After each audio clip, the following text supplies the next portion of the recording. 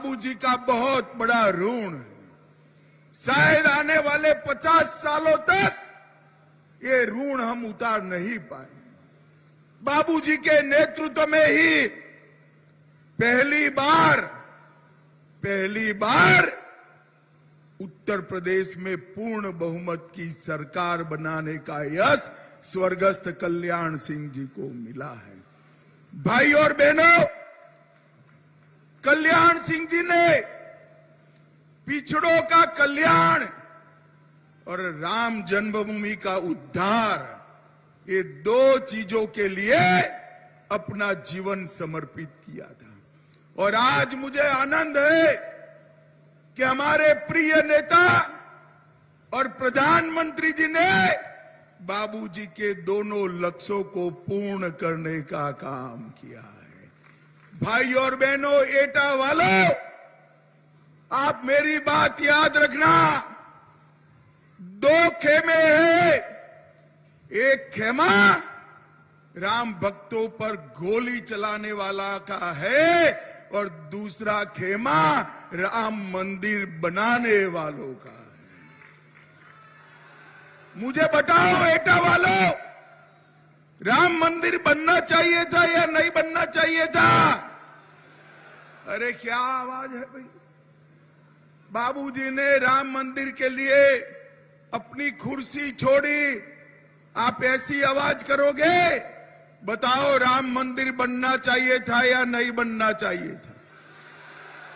भाई और बहनों, एक कांग्रेस पार्टी, राहुल बाबा और अखिलेश यादव की पार्टियों ने 70 साल तक राम मंदिर के मुद्दे को भटका कर रखा, लटका कर रखा, अटका कर रखा। यूपी वालों, आपने मोदी जी को दूसरी बार प्रधानमंत्री बनाया। मोदी जी ने 5 अगस्त को 2020 को भूमि पूजन किया और 22 जनवरी को प्राण प्रतिष्ठा कर जय श्री राम कर दिया। मैं पूछना चाहता हूं अखिलेश को, अखिलेश जी, आपको प्राण प्रतिष्ठा का निमंत्रण मिला था या नहीं मिला था? ये राहुल बाबा को भी पूछना चाहता हूं, प्राण प्रतिष्ठा का निमंत्रण आपको मिला था या नहीं मिला था? सोनिया जी को भी मिला, खड़गे जी को भी मिला, अखिलेश जी को भी मिला, डिंपल यादव को भी मिला, मगर कोई वहां नहीं गया।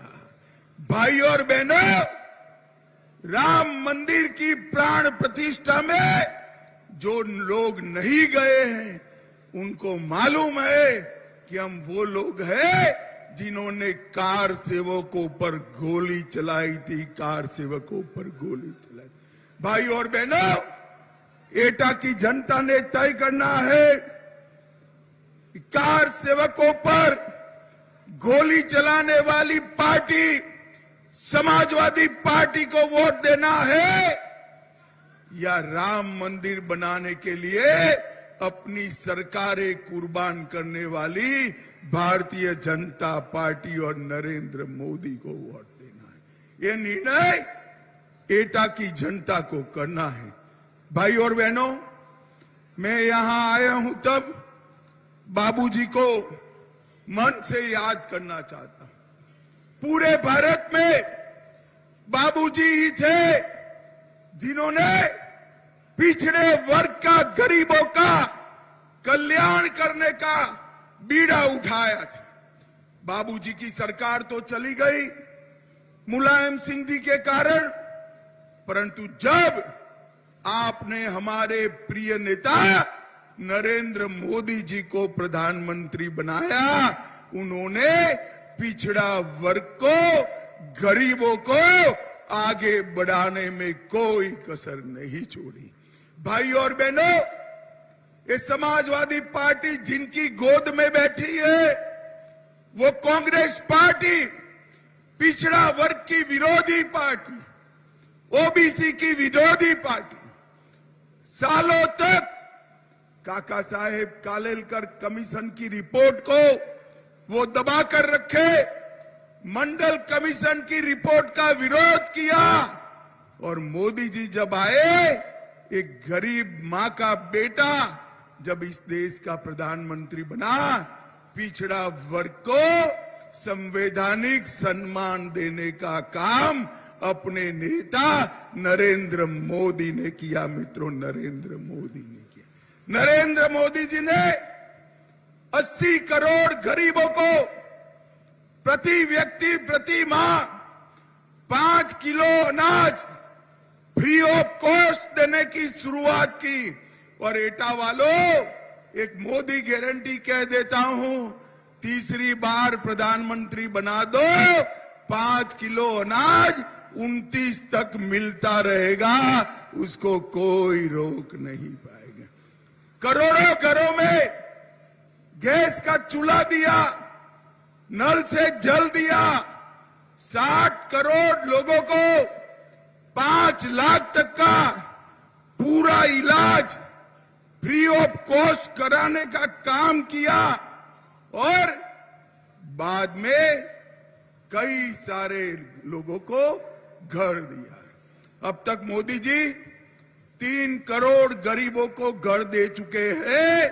तीसरी बार प्रधानमंत्री बना दो और 3 करोड़ लोगों को घर देने का काम नरेंद्र मोदी जी करने वाले हैं।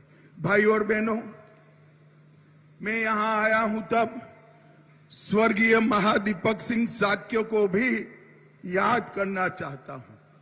महादीपक सिंह जी यहां से 6 बार सांसद रहे, जिन्होंने एटा की सेवा करी, और आज उनके आशीर्वाद से ही भाजपा यहां तक पहुंची है।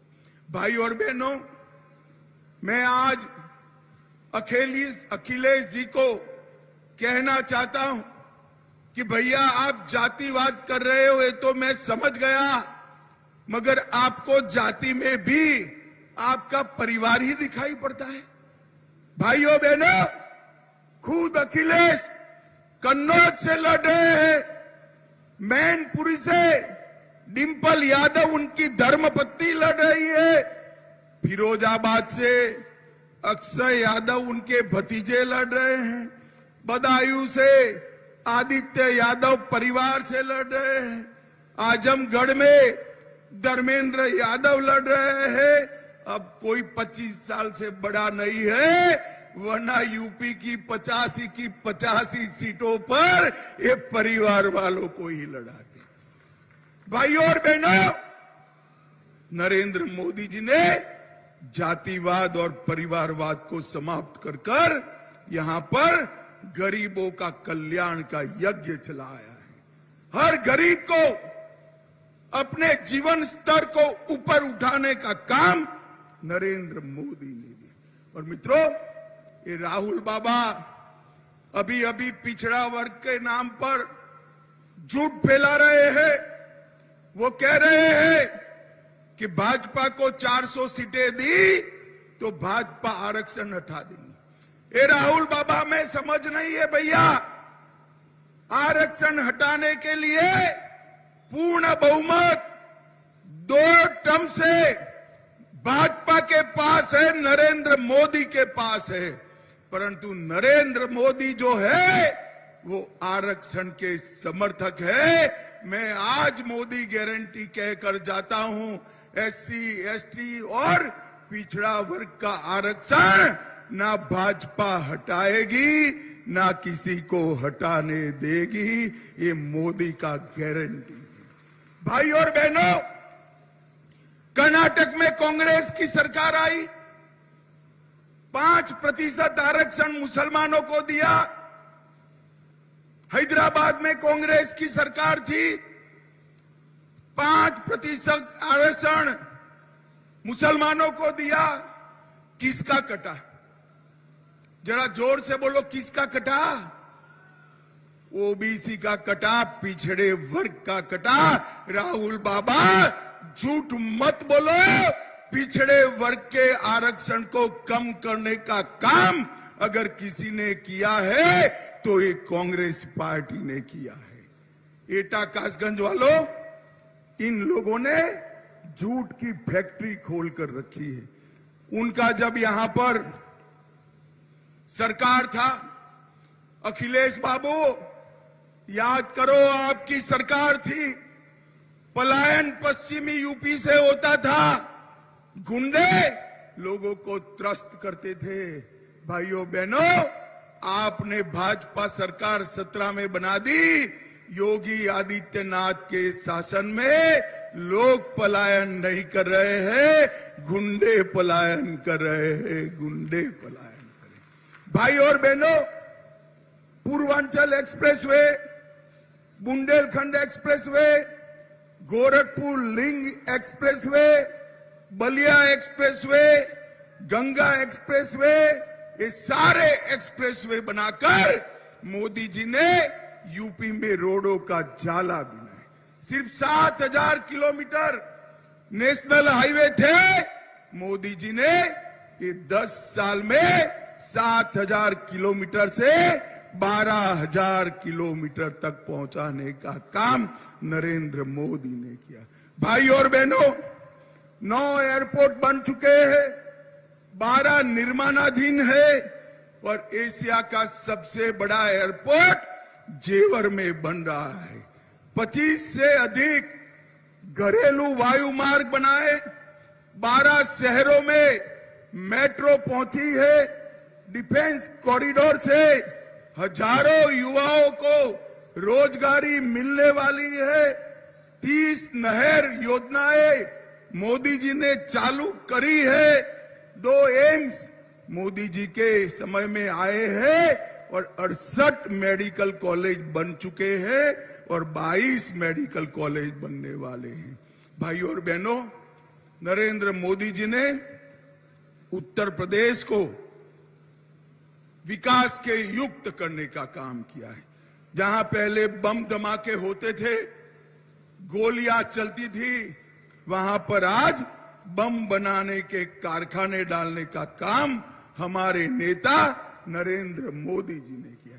और भाइयों बहनों, मैं राजू भैया के लिए भी कहना चाहता हूं, एटा के विकास के लिए 10 साल में राजू भैया ने कोई कसर नहीं की।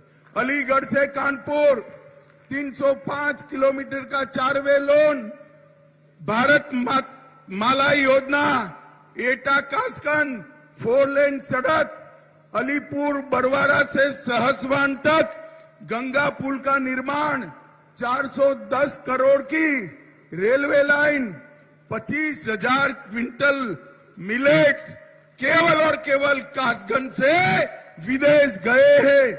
एटा में मेडिकल कॉलेज, कासगंज में भी मेडिकल कॉलेज सैंक्शन हो गया है। थारा चित्रा में पॉलिटेक्निक कॉलेज, 20,000 ग्रामीण आवास, उज्ज्वला योजना के 1,63,000 लाभार्थी, जवाहर तापीय परियोजना 1320 मेगावाट का बिजली का कारखाना, 2,57,000 गरीबों के घर में नल से जल और 2,70,000 शौचालय का निर्माण। राजू भैया कम बोलने वाले हैं पर ज्यादा काम करने वाले हैं। एक बार जोर से ताली बजा दो राजू भैया के लिए भाई। और मैं आज एटा कासगंज वालों को कहकर जाता हूं, ये राजू भैया को सांसद बना दो, उनको बड़ा आदमी बनाने का काम भारतीय जनता पार्टी करेगी। भाई और बहनों, मैं आज 2 चरण का चुनाव होने के बाद यहां आया हूं। मैं 2 चरण का परिणाम बता दूं। जानना है एटा वालों, 2 चरण में क्या हुआ है? जानना है? अरे जोर से बोलो, जानना है? कहीं बताना मत तो बताऊं जोर से। 2 चरण में मोदी जी ने सेंचुरी से ज्यादा सीटें जीतने का काम कर दिया है। और एक घमंडिया गठबंधन साफ हो गया है। अखिलेश बाबू, ये 2 शहजादों है, राहुल और अखिलेश इकट्ठा आए हैं, अब तक तो उनका खाता भी नहीं खुला है, शायद तीसरे चरण में भी नहीं खुलेगा।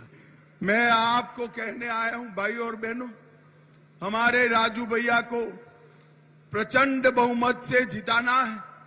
राजू भैया के नाम के सामने कमल का निशान है।